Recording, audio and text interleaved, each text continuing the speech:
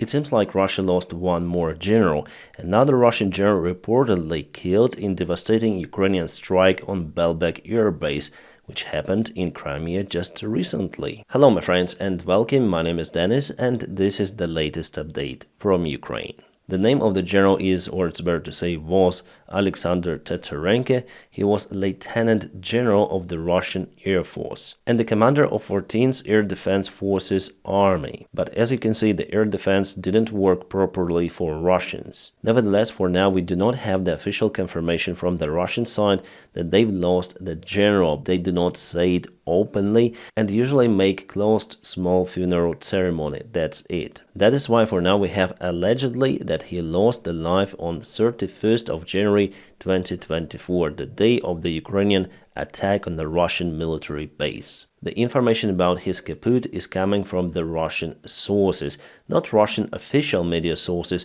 but Russian military bloggers.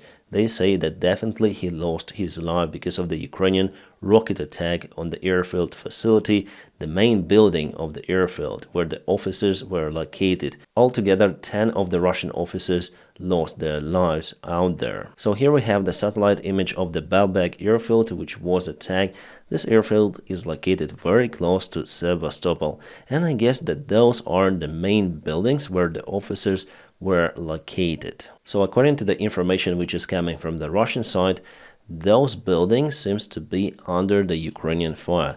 Also, Ukrainian side today confirmed that it eliminated 3 of the Russian fighter jets together with some of the infrastructure of the airfield, probably including the radar systems which I showed you before.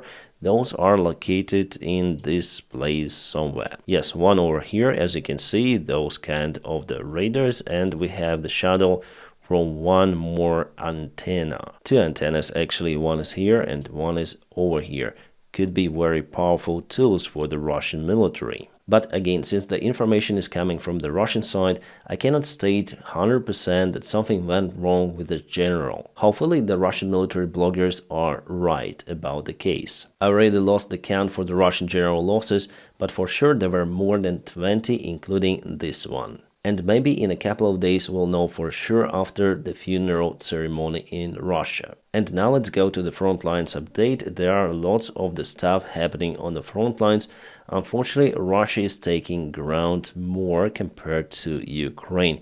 Ukraine was successful at the only direction today, but in many others, Russia unfortunately propels forward little, but still. So if we speak about the northern part, Russia was unsuccessful advancing towards Sinkivka, and today Ukraine pushed them a little near to this place. So it was yesterday and it is today. Ukraine took this forest line under control, that's it. Still there is the gray zone and the fighting is ongoing. The main task for the Russian army in this region is to occupy Kupiansk, but they are now going unsuccessfully with their attack in Sinkivka, so complete failure for their army.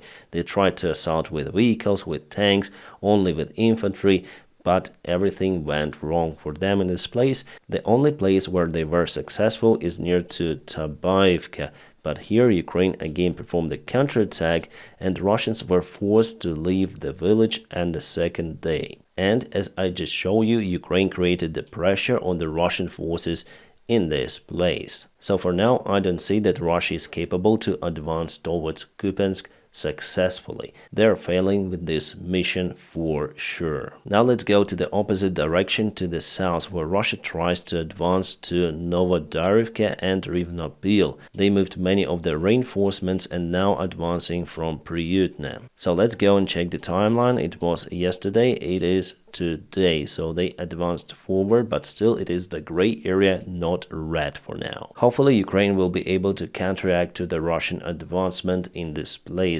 But they also tried to move over here, but were demolished. And now let's go to Crimea, the southern part of Ukraine, Kherson Oblast. Unfortunately, Russia finally moved towards the place where Ukrainian forces created the bridgehead. So let's go to the timeline. It was yesterday and it is today. So Russia definitely assaulted towards this place of the village. but still they are unable to achieve their goal, and recently they lost Aviation, 3 of the Sukhoi 34 bombers at the same time, so they are unable to use those again in this direction. That's why the operation for them in this place is very hard. We're gonna see how this Russian assault will develop in the nearby future. Hopefully our guys will be able to resist, but this sign is not really nice. Also, Russia today assaulted near to Pervomaisk. It was yesterday and it is today, so they expanded the gray area. Again, there is the fight in the place. This area is located near to Avdiivka, so Russia tries many of the directions of their attacks, trying to find the weak spots in Ukrainian defense. Probably the worst news for today that Russia advanced from Vysela a little towards the place. Let me show you the other source. So here we go. This is the Russian attack vector towards Avdiivka. Here is Avdiivka city already, and if Russia moves a little forward, they might enter the town over here. As you can see, they continue to use lots of the aviation bombs, artillery fire on the city, and for Ukraine it's crucial to defend this factory and also the town itself. From what I can see, this is the vulnerable spot. We'll see if we get the confirmation about this Russian advancement from the other sources. For now, we have it from Mayakovsk 73. Usually his information is correct. A Ukrainian Major General Marchenko today said that Russia might try to assault towards Kyiv this year. And now they are creating the assault group on the northern part of Ukraine or at the south part of the Russian Federation, not far away from the border with Chernihiv Oblast. Somewhere in this place in the Bryansk Oblast, their goal is to assault to Kyiv, obviously, using the similar routes which they used in 2022. That is why Ukraine is now building some of the defense lines on the northern part, to avoid mistakes which were done by Ukrainian defenders in 2022, allowing Russia actually to go to Kyiv and perform basically genocide of civilians in the place. Some of the military analytics say that it was a Ukrainian strategy to extend the Russian supply lines. That's why they were allowed to go to Kyiv, but I would not agree with that because the fight was ongoing in Kyiv city itself. It was a huge risk for Ukraine to lose the power because everything is located in Kyiv. Our government is located in Kyiv, our president is also there, so everything is in Kyiv. If Russia takes the capital, it is the big problem for Ukraine. Ukraine is not a decentralized country. We have everything in our capital. That is why I'm telling you that Ukraine wasn't really ready for the Russian attack on the capital city of Kyiv, but now the situation is different. Ukraine is getting ready for this kind of scenario. Because of that, I don't think that Russia could be successful with this plan. And you know they are in lack of the resources, so who would they send for this suicide mission? Yeah, obviously they might announce a new mobilization in Russia after elections, but still it's not enough to occupy multi-million city. Also, General Marchenko said that Russia will try to cut Ukraine from the Black Sea. The idea for Russia is to get to Transnistria Republic over here and taking Odessa city under control. Well, what can I say? This operation is even more unreal compared to taking Kyiv. I already explained to you a couple of times why this operation is impossible for the Russian Federation. Well, if they mobilize around 2 million army men, probably they could be partially successful with it, but I don't really see a perspective for them on the south. However, we know how crazy the Russian command really is, so I do not exclude that they might try to perform those kind of the operations, and if our generals say about it, probably they know more than me. About the Russian rocket boat that was kaputted yesterday, the Russian military bloggers say that there were 44 persons on board of that boat and no one survived it. The search and rescue team went to the place, but it was too late. The water was too cold and crew wasn't able to evacuate at the proper time using some of the rafts that were available on this boat. By the way, this is the photo of that particular Russian boat, Ivanovets, and Ukrainian Coast Guard boat. This photo was taken back in 2014, right after the occupation of Crimea by the Russian forces. In this way, the Russian ship tried to push out the Ukrainian patrolling boat. And now they are unable to push anyone any longer. I would call it revenge. President Zelensky today announced that Ukraine got 2 more air defense systems. He didn't tell what kind of the systems Ukraine obtained, but he said that those systems are capable to shut down everything.